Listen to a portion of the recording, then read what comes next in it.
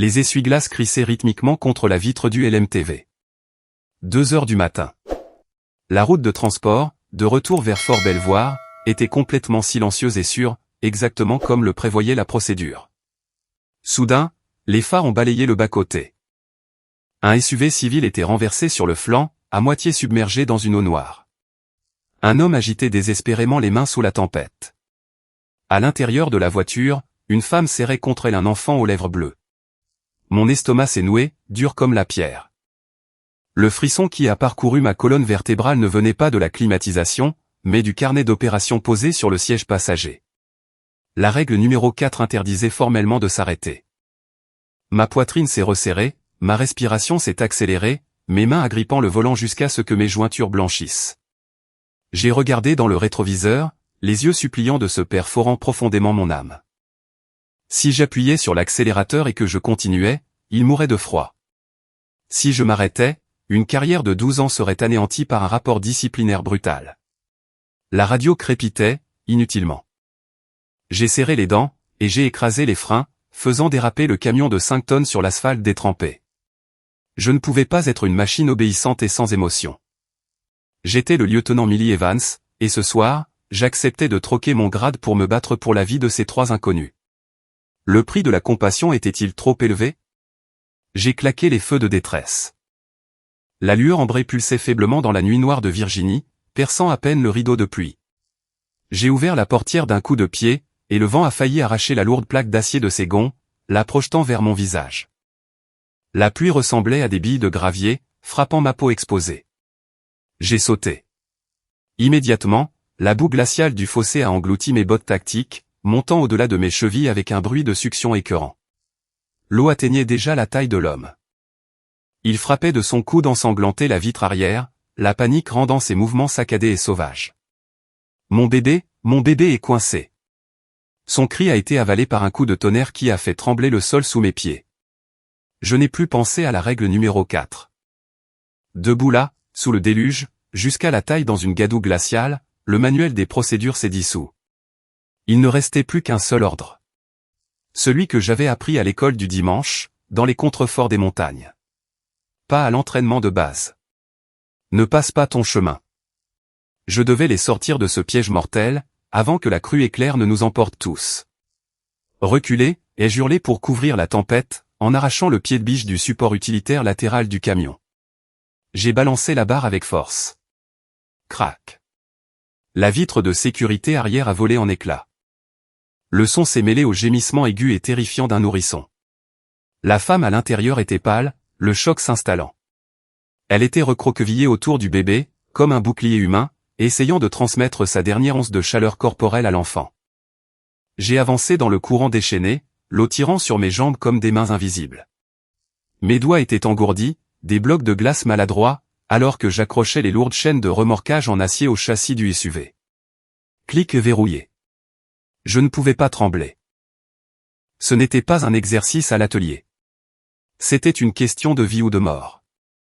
J'ai fait signe à l'homme de bien se tenir, puis je suis remonté en catastrophe dans la haute cabine du LMTV. J'ai passé la première vitesse. Allez, ma grande, ai-je murmuré au moteur. J'ai doucement relâché l'embrayage. Les pneus massifs ont patiné dans la boue pendant une seconde qui m'a semblé une éternité, projetant de la gadoue avant de mordre l'asphalte. Le camion a gémi, la chaîne s'est tendue, et lentement, dans une agonie, le SUV a glissé hors de sa tombe pour se retrouver sur le bas-côté. Nous n'avons pas beaucoup parlé pendant le trajet. Je ne pouvais pas les emmener à la base. Les policiers militaires à la porte m'arrêteraient sur le champ pour avoir transporté des civils non autorisés. Nous avons trouvé un motel 6, à environ 25 km de la route, l'enseigne complet et clignotant comme un phare dans la tempête. Je les ai aidés à s'enregistrer. C'était un endroit bon marché, sentant la fumée froide et l'eau de javel, mais c'était sec. Une fois qu'ils ont été en sécurité dans la chambre, je me suis retourné pour partir. Le père, qui tremblait encore violemment sous une fine serviette de motel, a tendu la main et a attrapé mon poignet. Ses yeux se sont posés sur l'étiquette nominative de mon uniforme trempé. Evans. Il l'a fixé comme s'il mémorisait une écriture sainte. Vous ne savez pas ce que vous venez de faire, lieutenant, a-t-il râlé, sa voix se brisant. Vous avez sauvé mon monde entier. J'ai forcé un sourire, mais il semblait de travers sur mon visage gelé. Gardez juste ce bébé au chaud. C'est votre seule mission maintenant. Le retour au camion m'a semblé être le kilomètre le plus long que j'ai jamais parcouru. La cabine était vide maintenant, silencieuse, à l'exception du tambourinement de la pluie. Elle sentait la toile mouillée, la boue et l'odeur métallique de l'adrénaline qui s'estompait. Je suis resté assise là un moment, mes mains tremblant de manière incontrôlable, maintenant que la crise était terminée. J'ai vérifié l'horloge du tableau de bord. 4h30, j'avais 2 heures de retard. Le système GPS militaire, le Blue Force Tracker, n'avait pas menti. Il avait enregistré chaque seconde de mon arrêt non autorisé, chaque kilomètre de mon détour. Tout était là, écrit en encre rouge numérique. Je savais exactement ce qui m'attendait aux portes de Fort Belvoir. Ce ne serait pas une recommandation. Ce ne serait pas une médaille. Ce serait le colonel Brigg. Je pouvais presque le voir, assis dans son bureau, sirotant son Starbucks, attendant de me déchiqueter. J'ai ressenti un poids écrasant de solitude soudaine, dans cette cabine. J'avais besoin de croire que, quelque part en dehors de cette base de l'armée, les gens comprenaient encore que la vie humaine passe avant un règlement. Si vous croyez que j'ai fait le bon choix ce soir, s'il vous plaît. Cliquez sur j'aime pour me soutenir et dites-moi dans les commentaires. Tapez simplement je l'aurais fait si vous aviez aussi arrêté votre camion pour eux. Savoir que vous n'êtes pas seul rend les choses plus faciles. J'ai démarré le moteur, ravalant le goût amer de la bile dans ma gorge. Je venais de jouer le bon samaritain, comme le disait la Bible. Mais, aux yeux de l'armée américaine, je venais de devenir une déserteuse. J'ai passé une vitesse et je me suis dirigé vers mon exécution. À 6 heures du matin, les coups de poing qui martelaient la porte de mes quartiers de passage n'étaient pas un réveil. C'était une convocation. Je n'avais même pas eu le temps de retirer mon uniforme trempé, ni de frotter l'argile de Virginie de ma peau. 2 policiers militaires se tenaient dans le couloir, leur visage froid comme la pierre. Le colonel Brigg veut vous voir, lieutenant. Maintenant. Ils m'ont fait traverser la base comme une criminelle. Je portais encore les preuves de mon crime. Mon pantalon tactique était lourd de boue séchée, mes bottes faisaient le skitch à chaque pas, et mes cheveux étaient plaqués sur mon crâne. Nous sommes entrés dans le bâtiment administratif A, une forteresse de verre et d'acier qui bourdonnait d'efficacité. La transition a été brutale. Dehors, le monde était humide et chaotique. À l'intérieur du bureau du colonel Brigg, c'était un sanctuaire climatisé. La climatisation était réglée sur un vif 20 degrés Celsius, bourdonnant doucement. La pièce sentait le luxe, pas comme le café brûlé de l'atelier, mais comme un café fraîchement moulu d'une machine haut de gamme. Une tasse Starbucks fumait sur le coin de son bureau en acajou, le logo de la sirène se moquant de mon épuisement. Le colonel Brigg n'a pas levé les yeux quand je suis entré. Il examinait un dossier, ses lunettes de lecture perchées sur le bout de son nez. Il ne m'a pas dit de me mettre au repos. Il m'a laissé debout au garde à vous, rigide, juste à l'entrée de la porte. 5 minutes ont passé, puis 10. Le silence était une arme. J'ai commencé à frissonner, la climatisation glaciale traversant mes couches humides. Une goutte d'eau boueuse est tombée de l'ourlet de ma veste et a atterri sur sa moquette beige immaculée, avec un petit ploc. Puis un autre. Ploc. J'étais en train de tâcher son sanctuaire, et je savais qu'il laissait faire exprès. Une humiliation silencieuse, avant la tempête. Finalement, après 15 minutes, Brigg a enlevé ses lunettes. Il a regardé la flaque qui se formait autour de mes bottes, puis mon visage. Ses yeux étaient dépourvus d'humanité. Il m'a regardé de la même manière qu'on regarde un cafard qui s'est faufilé dans une cuisine propre. Lieutenant Evans, a-t-il dit, sa voix calme mais assez tranchante pour couper du verre. Seriez-vous sous l'illusion que l'armée des États-Unis vous fournit un véhicule tactique léger et moyen d'un demi-million de dollars pour que vous l'utilisiez comme votre Uber personnel? J'ai dégluti difficilement, la gorge sèche. Monsieur, il y avait un véhicule civil renversé. Une crue éclair. Il y avait un nourrisson, le visage bleu. Ils allaient mourir. Bam! Brigg a claqué la paume de sa main sur le bureau. Le son a éclaté dans la pièce comme un coup de pistolet. J'ai tressailli instinctivement. Je me fiche que ce soit le président des États-Unis, a rugi Brigg, en se levant. La procédure est la procédure. Vous vous êtes écarté de 15 km de votre itinéraire enregistré. vous avez mis en danger une cargaison militaire sensible, à cause d'une impulsion sentimentale. Il a fait le tour du bureau, me tournant autour comme un requin. Il s'est arrêté juste à côté de mon oreille. Je pouvais sentir son eau de Cologne. Propre, cher, masquant l'odeur de boue des marais sur moi. Vous savez, Evans, a-t-il chuchoté, sa voix dégoulinant de venin. J'ai toujours dit que les femmes n'ont pas leur place dans le transport tactique. Vous êtes un handicap. Vous voyez quelques larmes, et vous oubliez votre discipline. C'est biologique. Vous ne pouvez rien contre votre nature faible et émotionnelle. L'insulte m'a frappé plus durement que le froid. Il n'attaquait pas seulement ma décision. Il attaquait mon existence même, dans cet uniforme. Il réduisait 12 ans d'un état de service parfait à mon genre. Vous voulez jouer à Mère Teresa, a-t-il ricané, en reculant pour me toiser avec dégoût. Très bien.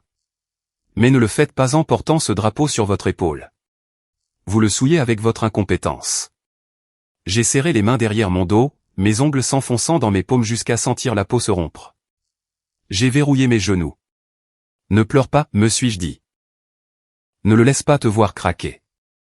Je ne lui donnerai pas cette satisfaction. Briggs est retourné à son bureau et a sorti une seule feuille de papier d'un dossier. L'en-tête était un mémorandum de réprimande d'un officier général. Dans l'armée, c'est une condamnation à mort professionnelle. Ça reste dans votre dossier permanent pour toujours. Ça crie l'échec à chaque commission de promotion. Signez ça, a-t-il dit, sa voix lasse maintenant, la rage remplacée par une froideur bureaucratique. À compter de ce matin, vous êtes démise de votre commandement de convoi. Vos privilèges de conduite sont révoqués. Il a pris un stylo, un objet élégant en argent, et me l'a jeté. Il ne me l'a pas tendu. Il l'a jeté. Il a heurté ma poitrine et a cliqueté sur le sol, atterrissant en plein milieu de la flaque d'eau sale qui coulait de mes vêtements. À partir de demain, vous vous présenterez à l'entrepôt du sous-sol, niveau B, a dit Briggs, en prenant son café et en buvant une gorgée lente et délibérée. Votre nouvelle tâche est l'inventaire. Nous avons un arriéré de papier toilette et de chaussettes à compter. Restez hors de ma vue jusqu'à ce que je décide si je vais vous virer complètement de mon armée. J'ai baissé les yeux sur le stylo, qui gisait dans la boue. J'avais sauvé 3 vies la nuit dernière. Un père, une mère et un bébé étaient en vie en ce moment, grâce à moi. Et c'était ma récompense. Lentement, douloureusement, je me suis penché. Mes articulations raides ont craqué. J'ai ramassé le stylo mouillé, la boue maculant mes doigts. J'ai posé le papier sur le coin de son bureau, en essayant de ne pas goûter sur le bois, et j'ai signé mon nom. Ma main tremblait si fort que la signature ressemblait à une cicatrice déchiquetée. Millie Evans. Je ne signais pas seulement une réprimande. Je signais la cession de ma dignité. J'ai reposé le stylo sur le bureau. Briggs n'a même pas levé les yeux. Il était déjà passé au dossier suivant, m'effaçant de son monde comme si je n'étais rien de plus qu'une tache sur sa moquette. L'entrepôt B était situé à 3 étages sous terre. Un bunker en béton où le soleil ne se levait jamais, et où l'air sentait toujours le carton rassis et le ciment humide. C'était un tombeau pour les carrières, et maintenant, c'était mon bureau. Pendant 12 ans, mes mains avaient commandé les volants de véhicules tactiques massifs, sentant la puissance brute des moteurs diesel vibrer à travers mes os. Maintenant, mon arme de choix était un lecteur de code-barre en plastique qui coûtait $20 chez Office Depot. Bip. 200 paires de chaussettes en laine, taille ai-je marmonné dans l'allée vide. Ma voix sonnait creuse, rebondissant sur les étagères métalliques qui s'étendaient jusqu'au néon vacillant. Bip. 500 rouleaux de papier toilette simple épaisseur. Chaque bip était un rappel de la profondeur de ma chute. Le colonel Briggs savait exactement ce qu'il faisait. Il ne voulait pas seulement me punir. Il voulait me briser. Il voulait m'ennuyer jusqu'à la soumission, jusqu'à ce que je signe volontairement mes propres papiers de décharge, juste pour échapper au silence. Je me sentais moins comme un soldat, et plus comme un robot défectueux qui avait été jeté à la ferraille. À midi, le silence était assourdissant. J'avais besoin de voir des visages humains, même s'ils étaient hostiles. J'ai pointé et je me suis dirigé vers le mess. La cafétéria était bruyante, une symphonie chaotique de plateaux qui s'entrechoquent et de soldats qui hurlent les uns par-dessus les autres. Mais au moment où je suis entré dans la file du service, le volume a baissé. Ce n'était pas un silence total, mais c'était le genre de calme soudain qui vous prend aux tripes. Les têtes se sont tournées, des chuchotements ont parcouru la pièce comme une contagion. J'ai gardé les yeux sur mon plateau, le chargeant d'un steak haché sec et d'une cuillère de maïs. J'ai marché vers le fond, cherchant une table vide dans l'ombre. J'y suis presque arrivé. Attention! Une épaule a heurté la mienne, assez fort pour me faire trébucher. Mon plateau a basculé, envoyant le gobelet en plastique d'eau éclabousser ma main. J'ai retrouvé l'équilibre et j'ai levé les yeux sur le visage souriant du lieutenant Miller. Miller avait toujours été un béni oui-oui, le genre d'officier qui polissait ses bottes plus souvent qu'il n'entraînait son peloton. Il se dressait au-dessus de moi, jouant pour le public. Et là, Evans a-t-il tonné, sa voix portant à travers la pièce silencieuse. Regarde où tu marches. J'ai entendu dire que tu essayais de gagner un prix Nobel de la paix avec du matériel de l'armée, maintenant. La prochaine fois que tu voudras jouer les super-héros aux frais du contribuable, demande peut-être la permission d'abord. Une onde de rire cruel a éclaté de la table derrière lui. On ne veut pas avoir à nettoyer ton bazar encore une fois, a ricané Miller, en se penchant près de moi. Contente-toi de l'inventaire du papier toilette. Ça te va bien. Je n'ai pas dit un mot. Je ne le pouvais pas. Si je parlais, je hurlerais. J'ai juste baissé la tête, j'ai marché jusqu'à la table du coin, et je me suis assise. Le hamburger avait un goût de sueur. Je l'ai avalé avec le goût amer et salé des larmes que je refusais de laisser couler en public. Je ne pouvais pas rester là. J'ai vidé mon plateau et je suis sorti par la porte de derrière, trouvant refuge près de la vieille cabine téléphonique, derrière la cuisine. C'était une relique, rarement utilisée maintenant que tout le monde avait des smartphones, mais elle offrait un semblant d'intimité. J'ai composé le numéro que je connaissais par cœur. Il a sonné 3 fois, avant qu'une voix familière ne décroche, dans la Virginie rurale. Allô, Millie? C'est toi, ma chérie? La voix de ma mère était chaude, épaisse de l'accent des contreforts de la Bible Belt. Le simple fait de l'entendre me faisait mal à la poitrine. Salut, maman, ai-je dit, en luttant pour garder ma voix stable. Oh, Dieu soit loué. J'étais morte d'inquiétude.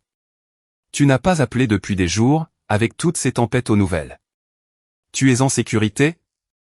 Je me suis mordu les lèvres si fort que j'ai senti le goût du fer. J'ai regardé mes bottes, éraflées et ternes, debout sur le béton sale. Je voulais tout lui dire. Je voulais lui dire que je me noyais, que ma carrière était finie, que j'étais traité comme une paria. Je vais bien, maman, ai-je menti. Les mots avaient un goût de cendre dans ma bouche.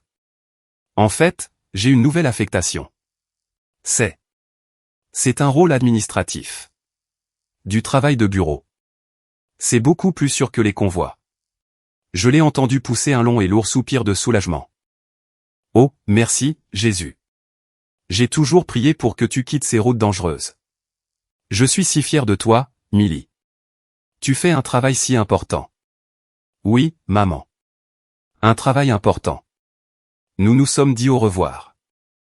Dès que la ligne s'est coupée, j'ai glissé le long du mur et je me suis recroquevillé en boule sur le sol. Le mensonge faisait plus mal que la bousculade de Miller.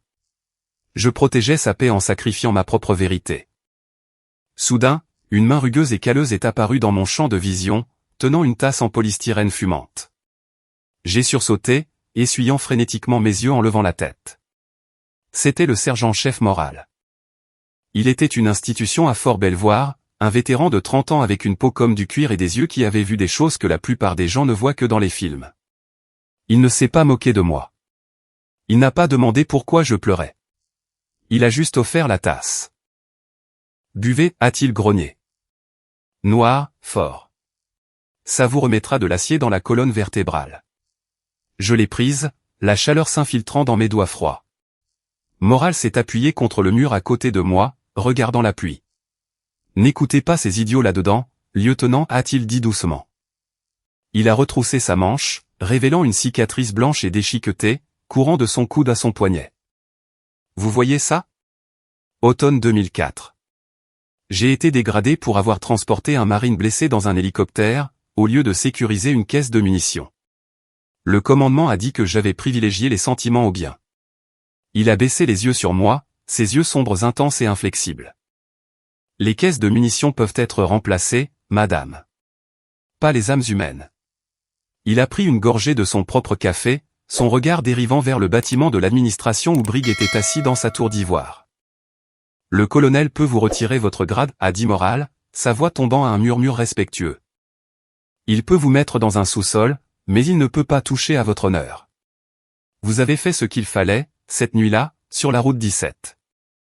Dieu est votre témoin, et c'est la seule commission de promotion qui compte. Pour la première fois en 3 jours, le poids écrasant sur ma poitrine s'est légèrement soulevé. Je n'étais pas seul. Dans ce sous-sol sombre et humide d'un monde, un phare venait de s'allumer.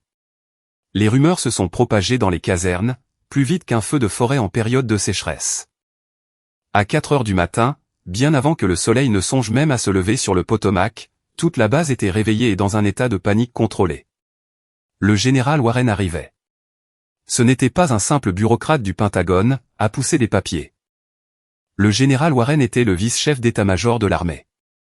Un général 4 étoiles légendaire, avec la réputation de dévorer les commandants incompétents au petit déjeuner. Ces visites n'étaient pas des visites de courtoisie. C'étaient des audits de l'âme. Immédiatement, Fort Belvoir s'est transformé en ce que nous appelons cyniquement un spectacle pour la galerie.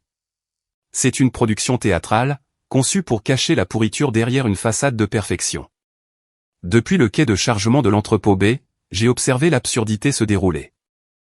Des soldats de première classe étaient à 4 pattes, frottant les trottoirs en béton avec des brosses à dents. J'ai vu une escouade peindre des plaques d'herbe morte avec de la peinture en aérosol verte, juste pour que la pelouse ait l'air vibrante depuis le cortège du général. C'était faux. C'était désespéré. Et, dans mon exil au sous-sol, à compter des chaussettes, j'espérais que la tempête resterait en surface, et me laisserait tranquille. J'avais tort. À 10 heures, le téléphone sur le mur de béton a sonné. C'était le bâtiment de l'administration. Le colonel Briggs voulait de nouveau me voir.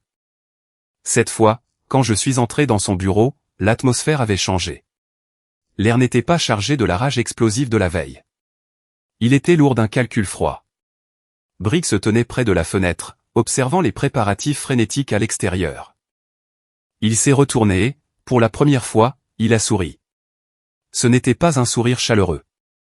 C'était le sourire d'un requin qui sent le sang dans l'eau. Lieutenant Evans, a-t-il dit, sa voix douce, presque sucrée. Veuillez vous asseoir. Je suis resté debout. Je préfère rester debout, monsieur. Comme vous voudrez. Il s'est approché, et s'est appuyé contre le bord de son bureau en acajou, croisant nonchalamment les bras. Demain matin, le général Warren tiendra un briefing de commandement dans la salle de crise. Il veut un rapport complet sur les taux d'incidents et les anomalies logistiques. Il a fait une pause, étudiant mon visage comme s'il lisait une carte. J'ai une opportunité pour vous, Millie. Une chance de rédemption. Mon estomac s'est retourné. Il n'utilisait jamais mon prénom. Je veux que vous présentiez l'incident de l'autre soir, a-t-il poursuivi. Mais nous devons le présenter correctement. Vous vous lèverez là-haut, et vous direz au général que vous avez eu un manque de jugement. Que vous avez agi sous le coup de l'émotion, que vous avez paniqué et que vous vous êtes écarté de la route, par manque d'expérience. Il s'est approché, sa voix tombant à un murmure conspirateur, comme si nous étions partenaires. Et ensuite, vous direz que, grâce à mon intervention rapide et à mes directives disciplinaires strictes, la situation a été contenue et le protocole a été rétabli. Vous êtes l'exemple d'une erreur. Je suis l'exemple de la correction. Comprenez-vous? Je l'ai regardé, horrifié. Il voulait que je me parjure. Il voulait que je me présente comme une idiote incompétente, juste pour qu'il puisse paraître comme un leader fort devant un général 4 étoiles. Il voulait utiliser mon acte de miséricorde comme un tremplin pour sa propre promotion. Monsieur, ai-je dit, ma voix tremblant d'une colère réprimée. J'ai sauvé une famille. Je ne me lèverai pas là-haut pour mentir. Je ne dirai pas que c'était une erreur. Le sourire de Briggs s'est instantanément évanoui. Les yeux de requin sont revenus, morts et plats. Écoutez-moi très attentivement, Millie, a-t-il sifflé, en entrant dans mon espace personnel jusqu'à ce que je puisse sentir le café sur son haleine. Vous avez 18 ans de service. Vous êtes à exactement 2 ans de votre 20e année. Vous êtes à 2 ans d'une pension complète à vie. 2 ans d'une assurance maladie garantie et d'une retraite sûre. Il a laissé les mots flotter dans l'air, lourds et suffocants. Il savait exactement où frapper. Je venais de nulle part, de la région minière de Virginie. Cette pension était mon seul filet de sécurité. Sans elle, je n'étais qu'une femme d'âge mûr avec un mal de dos et aucune compétence civile, confrontée à une vieillesse de pauvreté. Si vous me mettez dans l'embarras devant le général Warren, a dit Briggs, sa voix tombant à un silence létal. Je veillerai à ce que vos papiers de décharge mentionnent une faute grave. Vous serez renvoyé avec une révocation autre qu'honorable. Vous perdrez votre pension. Vous perdrez vos avantages. Vous quitterez cette armée avec rien d'autre que la chemise que vous portez. Il s'est penché en arrière, examinant ses ongles manucurés. Alors, vous avez le choix. Soyez ma marionnette pendant 10 minutes, ou soyez sans abri avant Noël. J'ai senti le sang quitter mon visage. C'était du chantage, pur et simple. Mais c'était un chantage contre lequel je ne pouvais pas me battre. Le système était truqué, et il tenait les clés. Rentrez chez vous, a ordonné Briggs, me congédiant d'un geste de la main. Repassez votre uniforme de cérémonie. Assurez-vous que ses plis sont nets. Je veux que vous ayez l'air d'un soldat repentant et discipliné demain. C'est un ordre. Ce soir-là, ma petite chambre de passage était remplie du sifflement d'un fer à vapeur. Pskit, pressé, pskit, pressé. J'ai posé la veste de mon uniforme de cérémonie sur la planche. Le tissu sombre semblait presque noir, dans la faible lumière. J'ai appuyé le fer, lissant les plis, tout comme Briggs lissait mon âme. La vapeur s'est élevée, embuant le miroir bon marché sur le mur. J'ai levé les yeux sur mon reflet, mais le visage qui me regardait était flou, déformé par la buée. Je ne me reconnaissais plus. Je n'étais pas le lieutenant courageux qui avait sauté dans une inondation glaciale pour sauver un enfant. J'étais une lâche. J'étais une femme terrifiée à l'idée de perdre son salaire, terrifiée par l'avenir, prête à vendre son honneur à un tyran, juste pour survivre. J'ai suspendu l'uniforme à la porte. Il avait l'air parfait. Raide, creux. Tout comme moi. Demain, je monterai sur cette scène et je jouerai mon rôle. Je n'étais plus un soldat. Je n'étais plus qu'un accessoire dans le spectacle de Briggs. Cette nuit-là, la pluie est revenue à Fort Belvoir. Ce n'était pas la tempête violente de l'autre soir, mais un tambourinement régulier et rythmé contre le toit en tôle de la caserne de passage. Tap, tap, tap. Cela ressemblait au tic-tac d'une horloge apocalyptique, comptant les secondes jusqu'à mon exécution. J'étais allongé sur la couchette étroite, fixant les ressorts du lit vide au-dessus de moi. La pièce était sombre, mais le sommeil était impossible. Mon esprit était un champ de bataille. Demain matin, je me tiendrai devant le vice-chef d'état-major de l'armée, un homme dont la seule ombre commandait le respect, et je devrais le regarder dans les yeux et me traiter d'échec. Je devrais mentir. Je devrais réduire en cendres 12 ans de travail acharné, juste pour garder le colonel Briggs au chaud, dans son fauteuil de pouvoir. Cela en valait-il la peine, pour une pension? Pour une assurance maladie? J'ai glissé la main sous mon oreiller, mes doigts effleurant du cuir craquelé. C'était une petite Bible, aux pages usées, fines et jaunies par le temps. C'était la seule chose que mon père m'avait laissée à sa mort. C'était un mineur de charbon des Appalaches, un homme avec de la poussière dans les poumons et de l'acier dans la colonne vertébrale.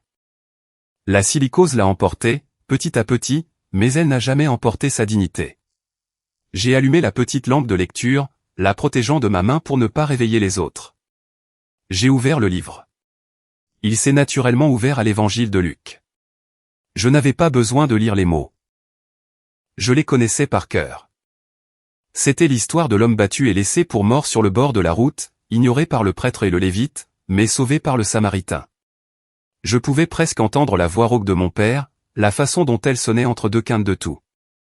Milly, ma chérie, disait-il, assis sur la balançoire du porche. Tu peux être pauvre, tu peux être une moins que rien aux yeux de la banque ou du gouvernement, mais tu ne peux jamais être pauvre en honneur. Quand tu te lèves le matin et que tu te regardes dans ce miroir, tu dois aimer la personne qui te regarde. Si ce n'est pas le cas, aucune somme d'argent ne pourra arranger ça. Mon doigt a tracé le commandement final, en lettres rouges. Va, et fais de même. Je l'avais fait, papa. Je m'étais arrêté. J'avais aidé. Mais pourquoi le prix devait-il être tout ce que j'avais? Pourquoi Dieu me punissait-il pour lui avoir obéi? Les larmes sont finalement venues, chaudes et silencieuses, imbibant la tête d'oreiller. Je me sentais totalement abandonné. Il n'y avait pas d'ange dans la pièce, juste l'odeur de laine humide et le poids écrasant de 2 mains. À 5 heures du matin, la pluie avait cessé. Je me suis levé avant le soleil. Je me suis assise sur le bord de mon lit avec mes bottes de cérémonie et une boîte de cirage kiwi. Le rituel du glaçage est une méditation pour un soldat. Petit cercle. FCHHH, FCHHH, FCHHH. Oh. Cire. Friction. Je me suis concentré entièrement sur le bout de la botte, jusqu'à ce que le cuir noir disparaisse et devienne un miroir noir. Tu te fais belle, Evans. Je me suis figé. Le lieutenant Miller était appuyé contre le cadre de la porte, tenant une tasse de voyage de café. Il était déjà dans son uniforme de cérémonie, l'air suffisant. Tu mets vraiment le paquet pour ta grande tournée d'excuses, hein? Il s'est approché, me regardant avec ce sourire apitoyé qui vous donne envie de crier. Ne t'inquiète pas pour le camion. Une fois que Briggs t'aura mise à la porte, je lui ai promis que je prendrais bien soin de ton véhicule. Je pourrais même peindre mon nom sur la portière du conducteur. Lieutenant Miller, ça sonne bien, non? Il m'a tapoté l'épaule, une tape lourde et condescendante. Allez, ne fais pas cette tête. Peut-être que le métier de soldat n'est tout simplement pas dans ton ADN. Tu es une gentille fille. Retourne en Virginie, trouve un mari, installe-toi. Laisse le gros du travail aux hommes. La rage, blanche, brûlante et aveuglante, a éclaté dans ma poitrine. J'ai eu envie de lui jeter la botte. J'ai eu envie de crier que je pouvais le surpasser en conduite et en force, n'importe quel jour de la semaine. Mais je ne l'ai pas fait. J'ai juste regardé mon reflet dans le bout de la botte. Va, et fais de même. Excusez-moi, lieutenant, ai-je dit, ma voix morte de calme. Je dois finir de me préparer. Il a ri, en secouant la tête alors qu'il s'éloignait. Comme tu voudras. Merde pour la suite. 8 heures. Le système de sonorisation a grésillé. Attention sur le pont. Le cortège du général Warren a franchi la porte principale. C'était le moment. Je me suis levé et je me suis dirigé vers le miroir. J'ai ajusté ma cravate, serrant le nœud jusqu'à ce qu'il ressemble à un nœud coulant. J'ai lissé la veste de mon uniforme de cérémonie. La femme dans le miroir avait l'air fatiguée. Ses yeux étaient cerclés de rouge, ses joues creuses, mais l'uniforme était parfait. Des plis nets, du laiton brillant. J'ai pris une profonde inspiration, inhalant l'odeur du cirage et de la terre humide à l'extérieur. Je ne savais pas ce qui allait se passer dans cette salle de crise. Je pouvais perdre ma pension. Je pouvais perdre ma carrière. Je pouvais finir à scanner des produits d'épicerie chez Walmart pour le reste de ma vie. Mais, alors que je poussais la lourde porte métallique de la caserne, quelque chose a changé. La tempête s'était calmée. Le soleil du matin perçait à travers les nuages, frappant le trottoir mouillé et le faisant briller comme des diamants. La lumière a frappé mon visage, chaude et aveuglante.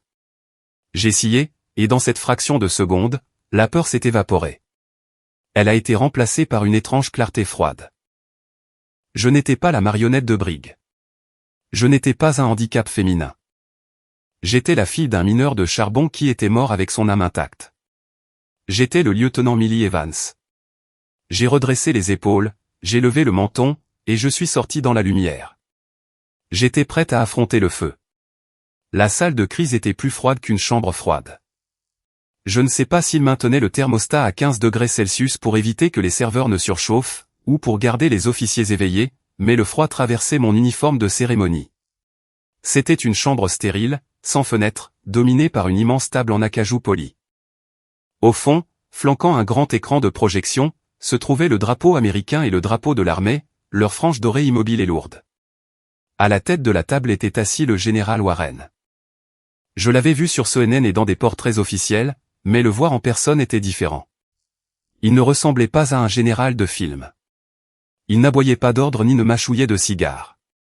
Il était petit, presque insignifiant, avec des cheveux gris coupés courts. Mais les 4 étoiles d'argent sur chacune de ses épaules captaient la lumière fluorescente avec un éclat terrifiant. Il dégageait une autorité silencieuse et absolue, qui rendait l'air de la pièce raréfié. Autour de la table étaient assis ses collaborateurs, des colonels et des majors avec des presse-papiers, assis, figés comme des statues. Personne ne parlait, personne ne bougeait. Le seul son était le bourdonnement du ventilateur du projecteur, et le bruit des pages que tournait le général Warren, en examinant silencieusement le dossier d'information. Je me tenais dans le coin du fond, l'endroit désigné pour l'accusé, me sentant plus petite qu'un grain de poussière. Procédez, a dit le général Warren. Il n'a pas levé les yeux. Le colonel Briggs a pratiquement bondi. Il s'est avancé vers l'avant de la pièce, cliquant sur un pointeur laser avec la confiance d'un homme qui croit à sa propre propagande. Général, comme vous pouvez le voir sur cette analyse trimestrielle, a commencé Briggs, sa voix tonnant dans l'espace acoustiquement mort, la division du transport de Fort Belvoir fonctionne à 110% d'efficacité. Nos cycles de maintenance sont en avance sur le calendrier. Et nos taux de discipline sont à des niveaux historiquement bas. Il a fait défiler des diapositives de diagrammes circulaires et de graphiques colorés. Je savais pertinemment que la moitié de ces chiffres étaient arrangés, mais là-haut, sur le grand écran, ils ressemblaient à l'Évangile. Cependant, a dit Briggs, son ton passant à une gravité sérieuse, nous ne tolérons aucun écart. Le strict respect du protocole est l'épine dorsale de cette unité. Il s'est retourné, et a pointé le point laser rouge sur le sol, près de mes pieds. Ceci m'amène à l'incident de la nuit du 14 octobre. J'ai fait venir le lieutenant Evans ici aujourd'hui, comme étude de cas. Mon cœur martelait contre mes côtes comme un oiseau piégé. Briggs m'a fait signe d'avancer d'un mouvement sec de la tête. J'ai marché jusqu'au bout de la table, mes jambes me semblant être en bois. Je me suis mis au garde à vous, fixant le mur droit devant, évitant le regard du général Warren. Lieutenant Jean Evans, a dit Briggs. Mon deuxième prénom est Marie. Il ne connaissait même pas mon nom. Il s'en fichait. Pour lui, je n'étais qu'un accessoire. La nuit en question, a poursuivi Briggs, en s'adressant au général, le lieutenant Evans a commis une erreur de jugement critique. En transportant une cargaison sensible, elle a laissé l'émotion féminine l'emporter sur son entraînement. Elle a paniqué pendant une tempête. A abandonné son itinéraire désigné, et a mis la mission en péril. Il a marqué une pause pour les faits, laissant les mots et émotions féminines flotter dans l'air comme une mauvaise odeur. C'était une erreur stupide, a dit Briggs, en utilisant le mot stupide juste devant le vice-chef d'état-major. Un lapsus causé par l'inexpérience et un manque de courage. Cependant, grâce à mon intervention immédiate et à l'émission d'un mémorandum de réprimande d'un officier général, la situation a été contenue. Le lieutenant Evans a accepté l'entière responsabilité. Et comprend que sa carrière est maintenant en cours d'examen. Briggs s'est tourné vers moi, ses yeux me transperçant. Je pouvais voir la menace écrite clairement dans son regard. Dis-le. Admets que tu as été stupide. Sauve ta pension. Lieutenant, a aboyé Briggs. Confirmez au général que vos actions étaient le résultat d'un mauvais jugement, et que vous acceptez les mesures disciplinaires. J'ai ouvert la bouche. Le script était prêt. Oui, monsieur. C'était de ma faute, monsieur. J'ai eu peur, monsieur. J'ai pensé aux 2 années qui me restaient avant la retraite. J'ai pensé à l'assurance maladie dont j'avais besoin pour mon dos. J'ai pensé à être sans abri à 40 ans. La peur était un poids physique qui appuyait sur mes poumons, m'étouffant. À ce moment-là, debout entre un mensonge qui me sauverait et une vérité qui pourrait me détruire, je me suis senti paralysé. La pièce a commencé à tourner. Je me suis senti totalement seul, face à un géant. Si vous croyez que la vérité vaut plus qu'un salaire, s'il vous plaît, cliquez sur j'aime pour me donner de la force, et dites-le moi dans les commentaires. Tapez simplement vérité si vous voulez que je le défie et que je parle. Savoir que vous êtes là, avec moi, est la seule chose qui me fait tenir debout. J'ai pris une inspiration, mais les mots ne voulaient pas sortir. Ma gorge s'était nouée. Attendez. Le seul mot a tranché la tension comme un couteau. Il n'était pas fort, mais il a arrêté le monde.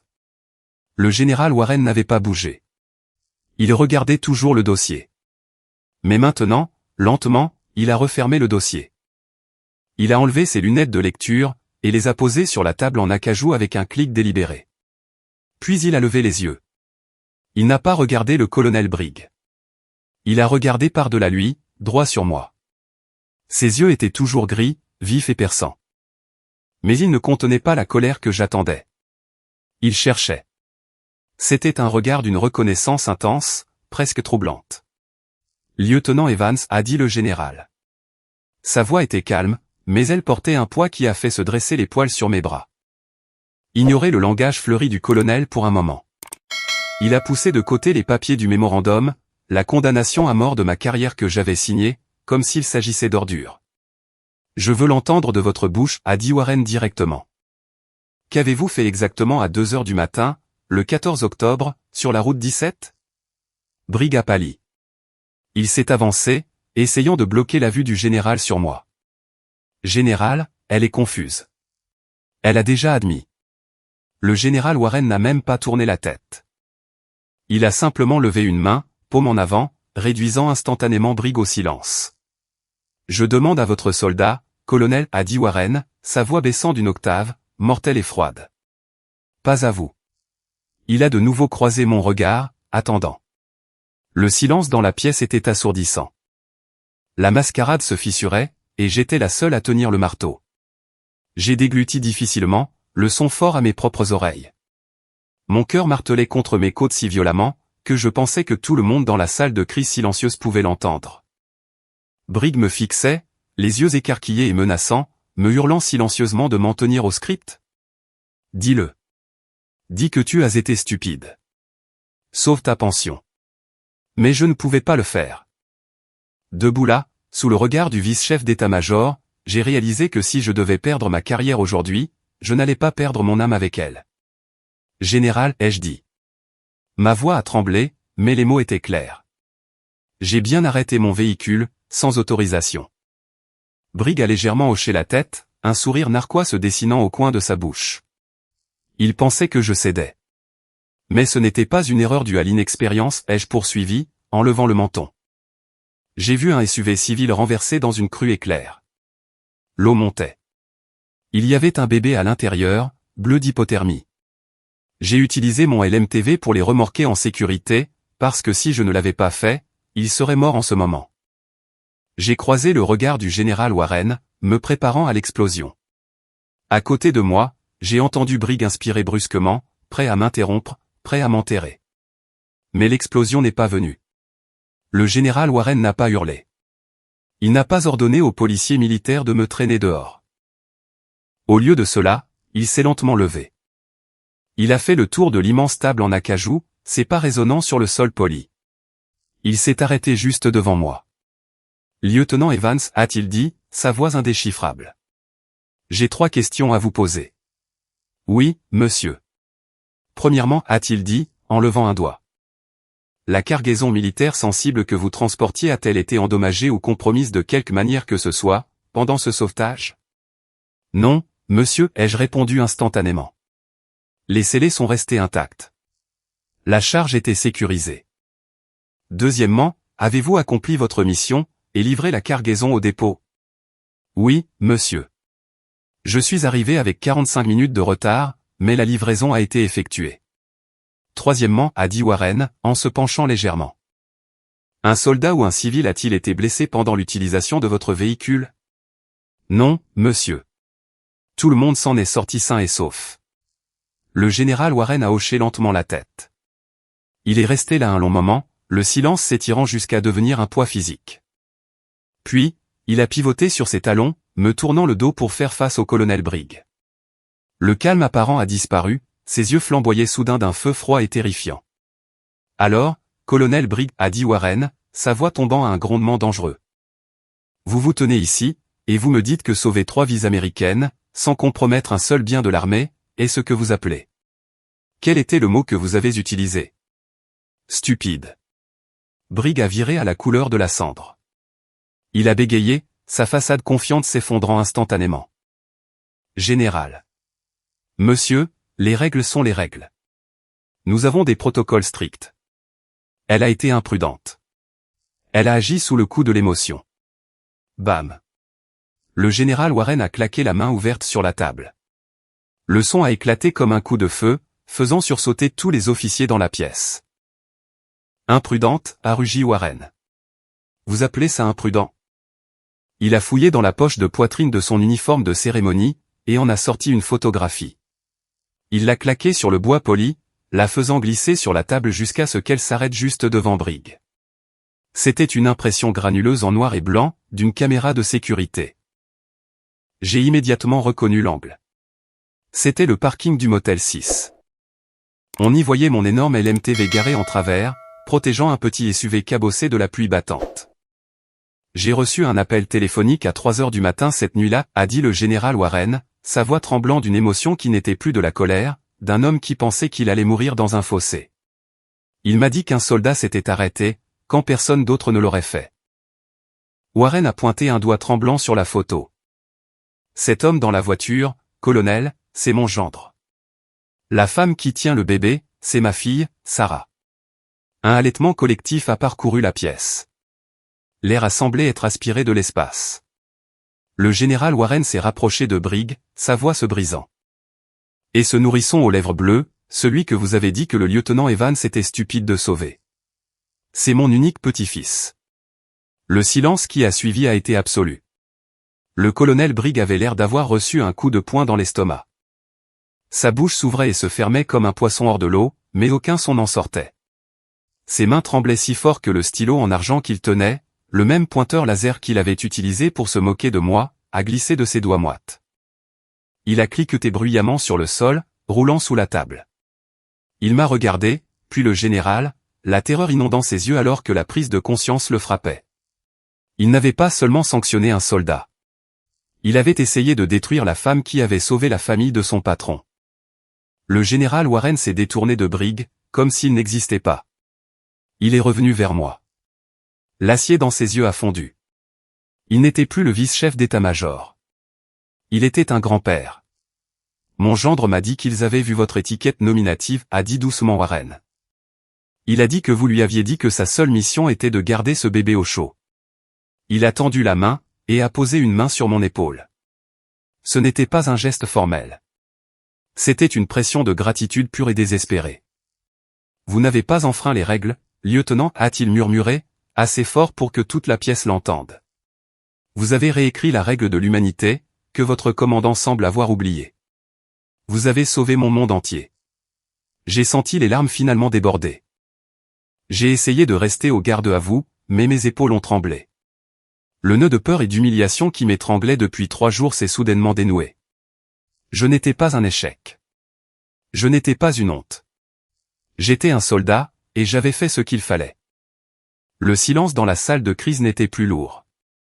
Il était électrique.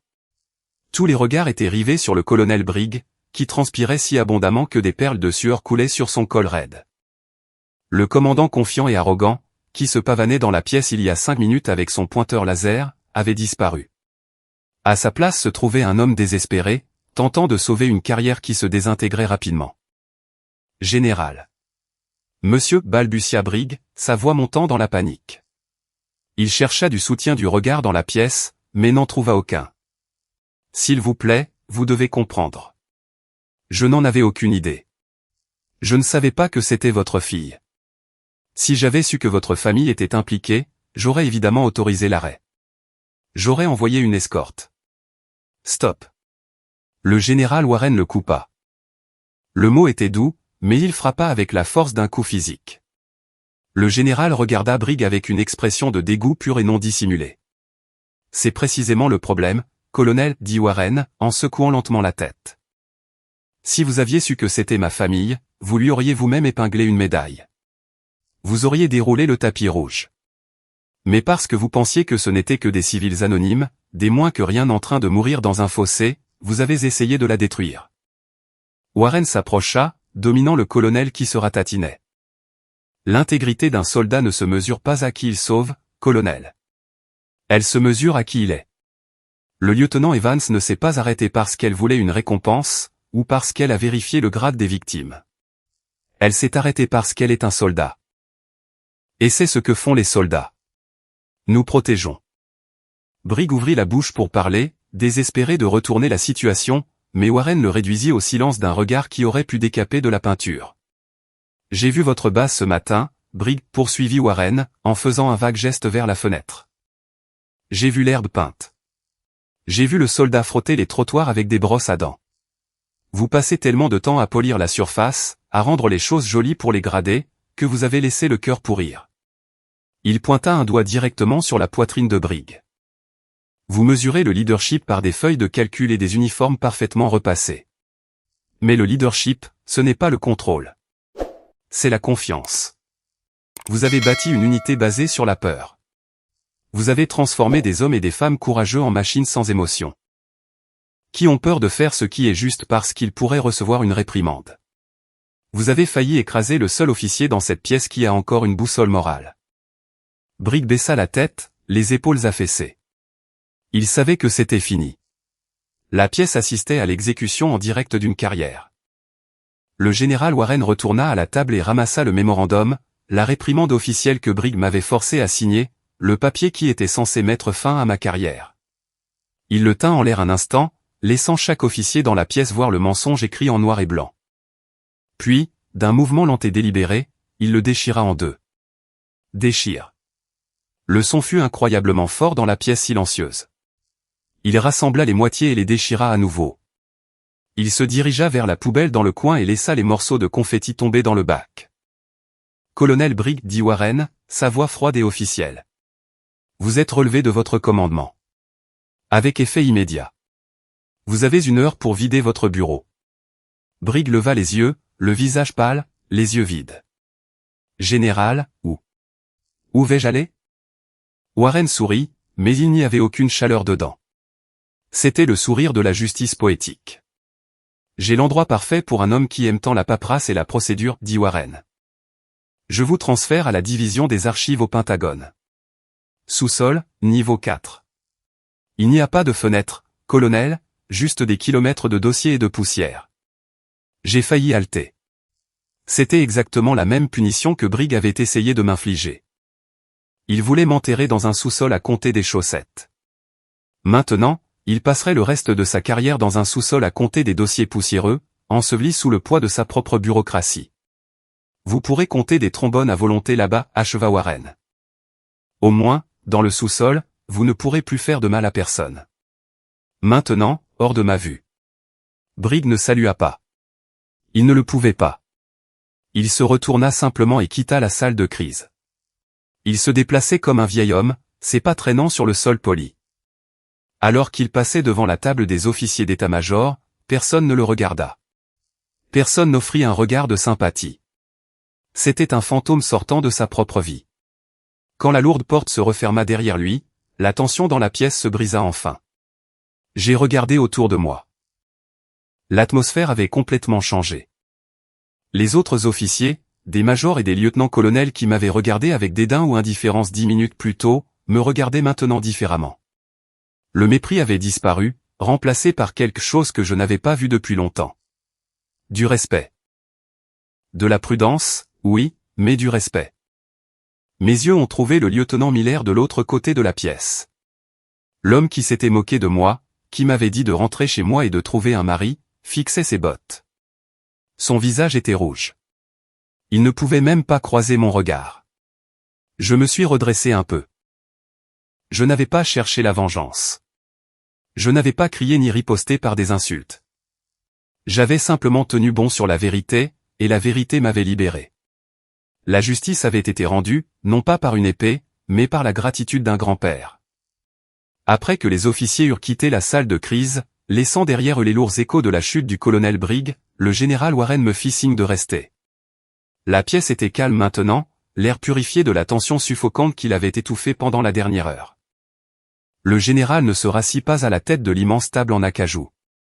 Au lieu de cela, il se dirigea vers l'endroit où je me tenais, et sortit un smartphone de sa poche. Ses mains, qui venaient de déchiqueter la carrière d'un colonel avec une efficacité terrifiante, étaient douces maintenant, alors qu'il tapotait l'écran. Il me dit qu'il voulait me montrer quelque chose, tournant l'appareil vers moi. C'était une vidéo, tremblante et verticale, clairement prise dans un salon chaleureux et en désordre. Une petite fille aux cheveux blonds bouclés sautait sur un canapé beige, serrant un ours en peluche usé. Elle avait l'air en bonne santé, ses joues roses et pleines de vie. Un contraste saisissant avec le nourrisson aux lèvres bleues et glacées que j'avais vu piéger dans cette tempête. Une voix de femme, derrière la caméra, l'encouragea à dire bonjour, et la petite fille sourit à l'objectif, agitant frénétiquement la main en gazouillant un merci à la dame pompier pour le tour. J'ai laissé échapper un rire humide et tremblant en entendant le titre, et le général Warren a doucement gloussé à côté de moi, essuyant une larme égarée au coin de son œil. Il expliqua qu'à 3 ans, mon énorme LMTV ressemblait à un camion de pompiers. Elle ne connaissait ni les grades ni les uniformes. Elle savait juste que j'étais venu, quand personne d'autre ne l'avait fait. Il a rangé le téléphone et m'a regardé, son visage sérieux et rempli d'une émotion qui transcendait le protocole militaire, me disant que la petite fille grandirait et aurait une vie, grâce à moi. Il a dit qu'il avait une dette envers moi qu'il ne pourrait jamais rembourser, en s'adressant à moi en tant que major. Quand je l'ai corrigé, confuse, en disant que j'étais lieutenant, il a simplement souri et m'a dit que je ne le serais plus pour longtemps. Cette reconnaissance privée était une récompense en soi. Mais l'armée avait une manière bien plus publique de remettre les choses en ordre. Une semaine plus tard, le soleil brillait sur le terrain de parade de Fort Belvoir. Le ciel, d'un bleu perçant, avait été lavé par les tempêtes de la semaine précédente. Tout le bataillon de transport était rassemblé en formation, une mer de camouflage au garde-à-vous sous la chaleur. Ce n'était pas une corvée de punition, ni un exercice de routine. C'était une célébration. Le système de sonorisation a grésillé, résonnant sur l'herbe entretenue, appelant à l'attention aux ordres. J'ai défilé jusqu'au centre du terrain, mes bottes fraîchement cirées crissant rythmiquement sur le gravier. Je me suis tenu devant le général Warren, qui était flanqué du drapeau américain et des couleurs du bataillon, qui claquaient dans la brise. Habituellement, un officier gravit l'échelle de carrière, un échelon douloureux à la fois, passant de lieutenant à capitaine, puis finalement à major. Mais aujourd'hui, l'armée faisait une rare exception, pour une bravoure et un leadership exceptionnel. Le général Warren s'est avancé et a retiré la simple barrette d'argent de ma poitrine, le grade de premier lieutenant. À sa place, il a épinglé une feuille de chêne dorée. J'avais sauté un grade entier, passant d'un officier subalterne à un commandant de terrain en un battement de cœur. Sa voix a tonné dans les haut-parleurs, alors qu'il nommait le major Millie Evans nouveau commandant de bataillon de la division du transport tactique. Se penchant près de moi en ajustant le col de mon uniforme, il me dit doucement qu'il ne voulait pas d'un autre brigue à la tête de cette unité.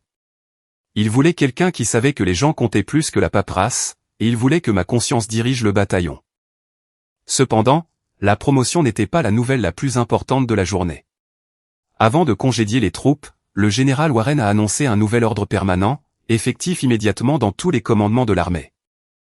Il était officiellement intitulé Règlement 19C, mais tout le monde sur la base l'appelait déjà par son vrai nom, la règle du Samaritain. La règle était simple mais révolutionnaire, stipulant que tout personnel militaire opérant un véhicule gouvernemental était autorisé à dévier de son itinéraire et à utiliser les moyens gouvernementaux pour fournir une assistance d'urgence aux civils en détresse mortelle. Sans crainte de représailles administratives.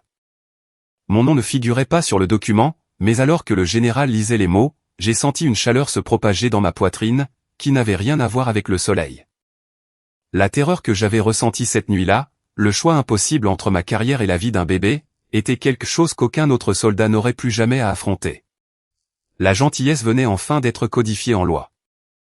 Alors que la cérémonie se terminait et que la formation se dispersait, des soldats sont venus me serrer la main avec un respect sincère.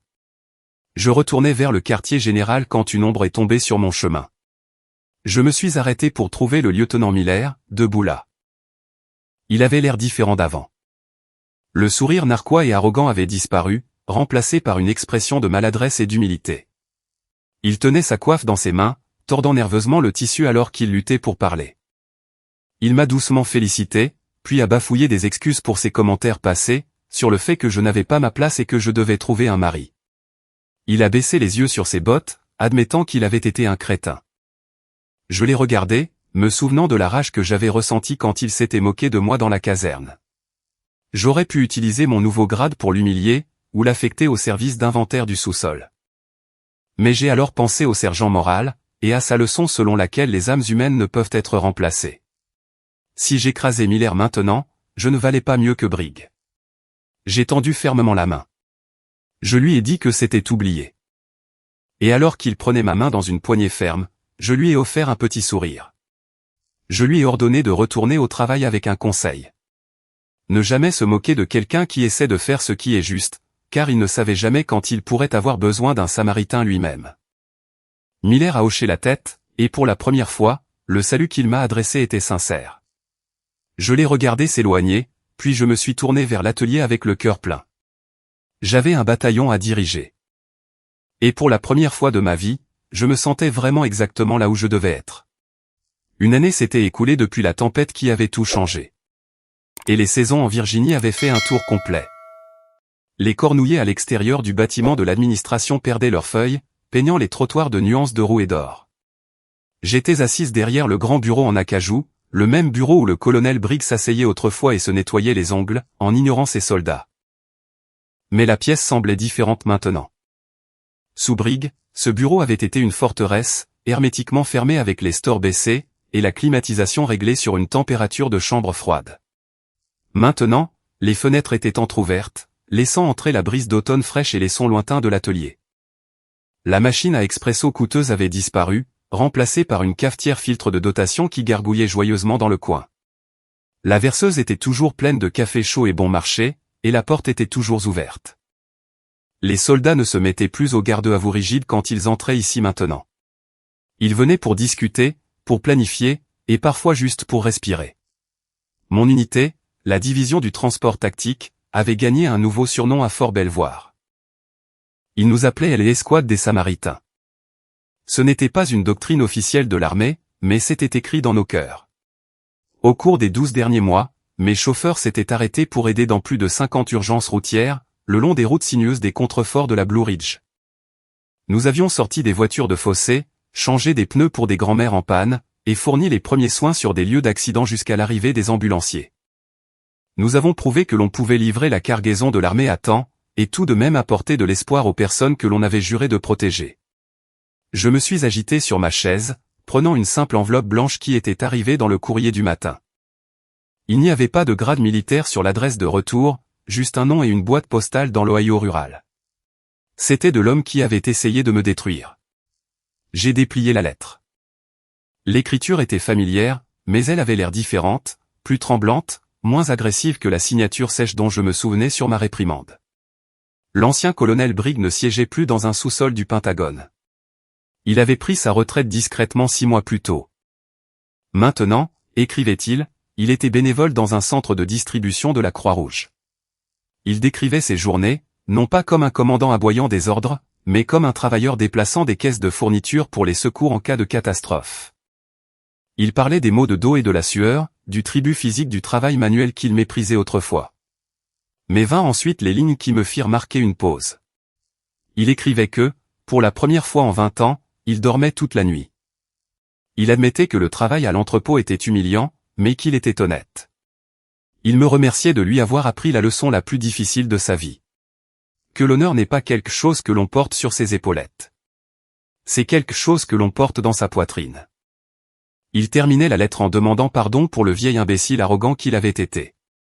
J'ai plié lentement le papier et je l'ai placé dans mon tiroir. Il ne restait plus aucune amertume en moi, seulement un sentiment de paix tranquille.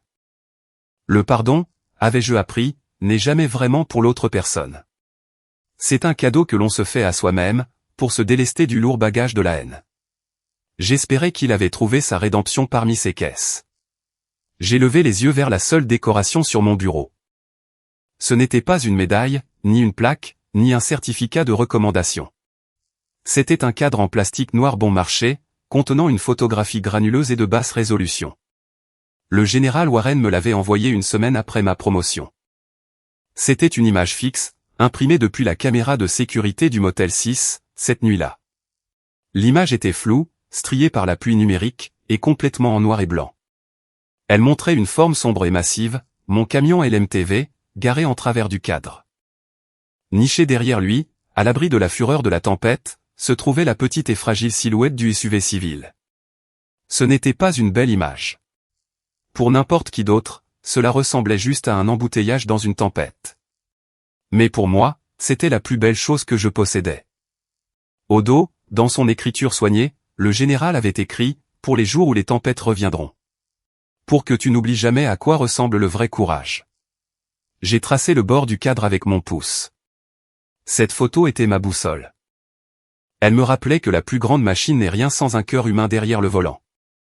Dehors, le ciel a commencé à s'assombrir. Un rideau de nuages gris a roulé sur le Potomac, et les premières gouttes de pluie ont commencé à éclabousser la vitre. Ça recommençait. Une autre tempête de Virginie se préparait, menaçant de transformer les routes de terre en rivières de boue. Je me suis levé et je me suis dirigé vers la fenêtre, regardant l'atelier. Les moteurs rugissaient. Un convoi de 20 LMTV était aligné, leurs phares perçant la pénombre, prêts à transporter des fournitures vers la côte. J'ai pris le combiné radio de mon bureau. Le plastique était frais et familier dans ma paume. J'ai actionné le micro, ma voix stable et calme. Attention à toutes les stations Samaritain. Ici Samaritain 6, ai-je dit, en regardant la pluie s'intensifier. Nous avons du gros temps qui arrive. Les routes vont être glissantes et la visibilité sera quasi nulle. Votre mission est d'amener la cargaison à destination. J'ai fait une pause, regardant la photo granuleuse sur mon bureau une dernière fois. Mais n'oubliez pas vos ordres permanents. Gardez les yeux ouverts. Si vous voyez quelqu'un en difficulté, vous vous arrêtez. On ne laisse personne derrière dans le noir. Surveillez vos arrières et conduisez prudemment. Samaritain 6, terminé. J'ai raccroché la radio et j'ai regardé le convoi commencer à sortir de la porte. Les grandes roues tournant dans les flaques. La tempête arrivait, forte et dangereuse, tout comme il y a un an. Mais cette fois, je n'avais pas peur. Je savais que, peu importe l'obscurité de la nuit, c'était nous qui conduisions les lumières.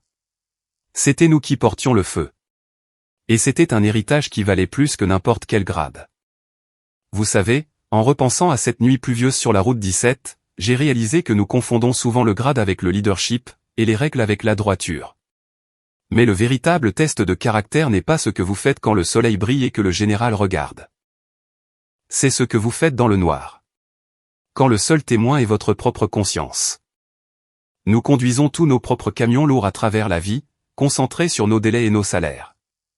Il est facile de continuer à conduire. Mais ne laissez jamais votre emploi du temps devenir plus important qu'une âme humaine. Le véritable honneur n'est pas quelque chose que l'on peut épingler sur un uniforme ou encadrer sur un mur. Il se gagne dans la boue, en sortant les autres de leur tempête. Choisissez toujours d'être le Samaritain.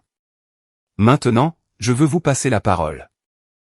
Je sais que je ne suis pas la seule à avoir été confrontée à un choix difficile. Avez-vous déjà dû enfreindre une règle pour faire ce que vous saviez être juste? Ou peut-être étiez-vous celui qui était coincé dans le fossé, priant pour que des phares apparaissent? Je lis chaque commentaire. Alors, s'il vous plaît, partagez votre histoire ci-dessous. Je serais honoré de l'entendre. Si mon parcours vous a inspiré aujourd'hui, veuillez cliquer sur j'aime et vous abonner à la chaîne. Cela nous aide à continuer de faire rouler ces histoires d'espoir sur la route. Jusqu'à la prochaine fois, gardez les yeux ouverts, et ne laissez jamais personne derrière. Terminé et reçu.